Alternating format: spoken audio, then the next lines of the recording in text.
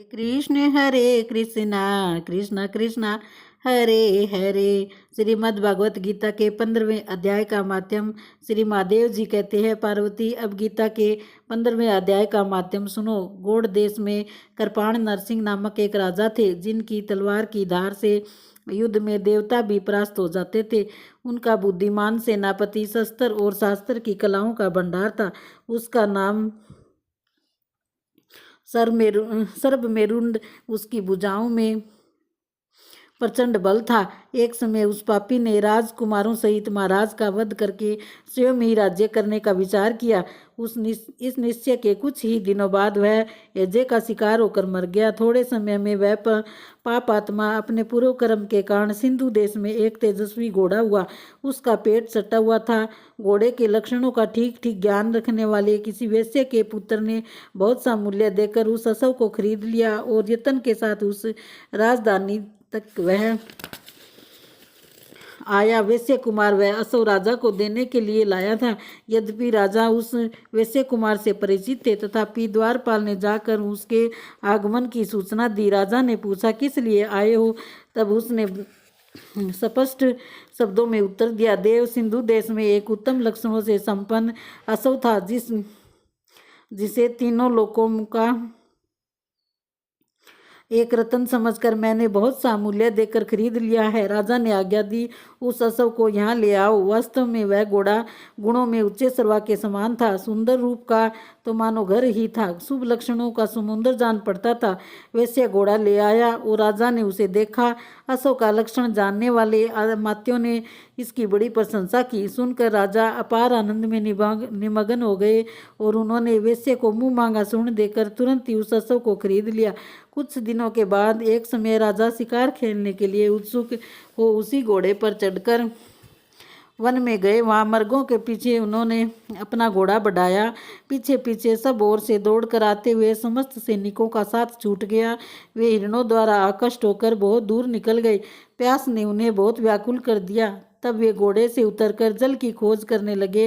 घोड़े को तो उन्होंने वृक्ष की डाली में बांध दिया और स्वयं एक चट्टान पर चढ़ने लगे। कुछ दूर जाने पर उन्होंने देखा कि एक पत्ते का टुकड़ा हवा से उड़कर शिलाखंड पर गिरा है। उसमें गीता के 15वें अध्याय का आधा श्लोक लिखा हुआ था। राजा उसे बांचने लगे। उनके मुख से गीता के अक्षर सुनकर घोड़ा तुरंत ही गिर पड़ा और असव शरीर को छोड़कर तुरंत ही दिव्य विमान पर बैठकर वह सर्वलोक को चला गया। तत्पश्चात राजा ने पहाड़ पर चढ़कर एक उत्तम आश्रम देखा। वहां नाग के सरकेले आम और नारियल के वृक्ष लहरा रहे थे।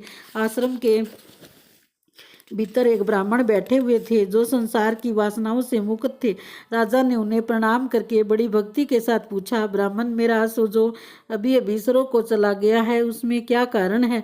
राजा की बात सुनकर त्रिकालदर्शी मंत्रवेता एवं महापुरुषों में श्रेष्ठ विष्णु शर्मा नामक ब्राह्मण ने कहा, राजन, पूर्व काल में तुम्हारे यहाँ जो सर्वमेरुंड नामक सेनापति था, वह तुम्हें पुत्रों सहित मारकर स्वयं राज्य हड़प लेने को तैयार था। इसी बीच में हेजे का शिकार होकर वह मृत्यु को प्राप्त हो गया। उसके बाद वह उसी पाप से घोड़ा हुआ था। यहाँ कहीं गीता के 15वें अध्याय का आधा श्लोक लिखा मिल गया था। उसे ही तुम बांचने लगे।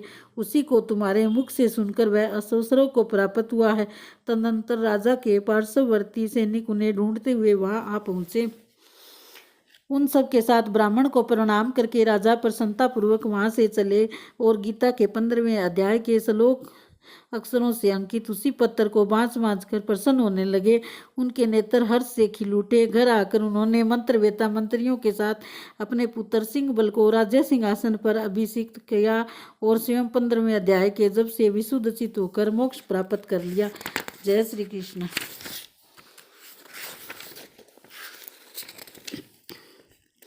ओम श्री परमात्मने नमः। 15वां अध्याय। उसके उपरांत श्री कृष्ण भगवान फिर बोले कि हे अर्जुन, आदि पुरुष परमेश्वर रूप मूल वाले और ब्रह्म रूप मुख्य शाखा वाले जिस संसार रूप पीपल के वृक्ष को अविनाशी कहते हैं तथा जिसके वेद पत्ते कहे गए हैं, उस संसार रूप वृक्षों को जो पुरुष मूल सहित तत्व से जानता है वे वेद के तात्पर्य को जानने वाला है।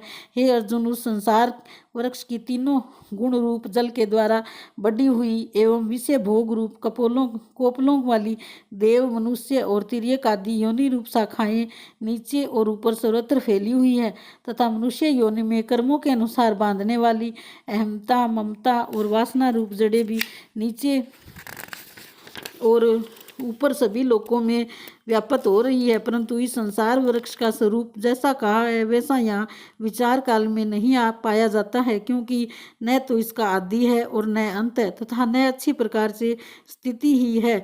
इसलिए इस अहंता, ममता और वासना रूप अति दृढ़ मूलों वाले संसार रूप पीपल के वृक्ष को दृढ़ वैराग्य रूप शस्त्र द्वारा काट कर उसके उपरांत उस परम पद रूप परमेश्वर को अच्छी प्रकार खोजना चाहिए कि जिसमें गए हुए पुरुष फिर पीछे संसार में नहीं आते हैं और जिस परमेश्वर से ये पुरातन संसार वृक्ष की प्रवृत्ति विस्तार को प्राप्त हुई है, उसी आदि पुरुष नारायण के मैं शरण हूँ। इस प्रकार दृढ़ निश्चय करके नष्ट हो गया है मान और मोह जिनका तथा जीत लिया है आसक्ति रूप दोष जिनने और परमात्मा के स्वरूप में है निरंतर स्थिति जिनकी तथा अच्छी प्रकार से नष्ट हो गई है कामना जिनकी, ऐसे वे सुख दुख नामक द्वंद्वों से विमुक्त हुए ज्ञानी जन उस अविनाशी परम पद को प्राप्त होते हैं। उस स्वयं प्रकाश में परम पद को न सूर्य प्रकाशित कर सकता है, न चंद्रमा, न अग्नि ही प्रकाशित कर सकता है तथा जिस परम पद को प्राप्त होकर मनुष्य पीछे संसार में नहीं आते वही मेरा परम धाम है। हे अर्जुन, इस देह में यह जीवात्मा मेरा ही सनातन अंश है और वही इन त्रिगुणमयी माया में स्थित हुई मन सहित पांचों इंद्रियों को आकर्षण करता है। कैसे कि वायु गंध के स्थान से गंध को जैसे ग्रहण करके ले जाता है, वैसे ही देहादिकों का स्वामी जीवात्मा भी जिस पहले शरीर को त्यागता है उससे उन मन सहित इंद्रियों को ग्रहण करके फिर जिस शरीर को प्राप्त कर होता है उसमें जाता है। उस शरीर में स्थित हुआ वह जीवात्मा श्रोत्र, चक्षु और त्वचा को तथा रसना, घ्राण और मन को आश्रय करके अर्थात इन सब के सहारे से ही विषयों का सेवन करता है। परंतु शरीर छोड़कर जाते हुए को अथवा शरीर में स्थित हुए को और विषयों को भोगते हुए को तथा तीनों गुणों में युक्त हुए को वे अज्ञानी जन नहीं जानते हैं। केवल ज्ञान रूप नेत्रों वाले ज्ञानी जन ही तत्व से जानते हैं, क्योंकि योगी जन भी अपने हृदय में स्थित हुए उस आत्मा को यत्न करते हुए भी तत्व से जानते हैं और जिन्होंने अपने अंतःकरण को शुद्ध नहीं किया है ऐसे अज्ञानी जन तो यत्न करते हुए भी इस आत्मा को नहीं जानते हैं। हे अर्जुन, जो तेज सूर्य में स्थित हुआ संपूर्ण जगत को प्रकाशित करता है तथा जो तेज चंद्रमा में स्थित है और जो तेज अग्नि में स्थित है उसका तू मेरा ही तेज मान।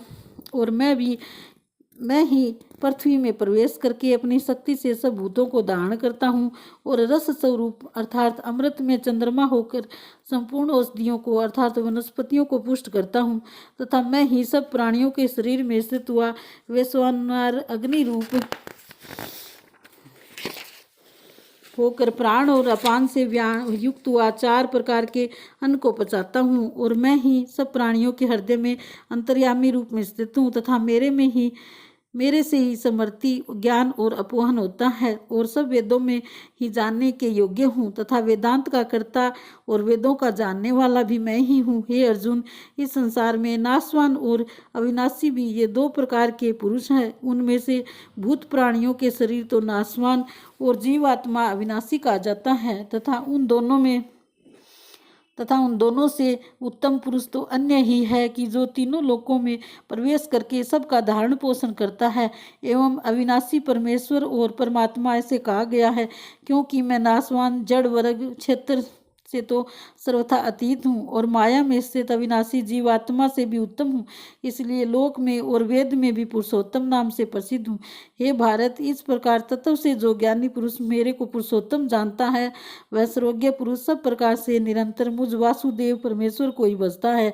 हे निष्पाप अर्जुन, ऐसे ये अति रहस्य युक्त गोपनीय शास्त्र मेरे द्वारा कहा गया है। इसको तत्व से जानकर मनुष्य ज्ञानवान और कृतार्थ हो जाता है, अर्थात उसको और कुछ भी करना शेष नहीं रहता है।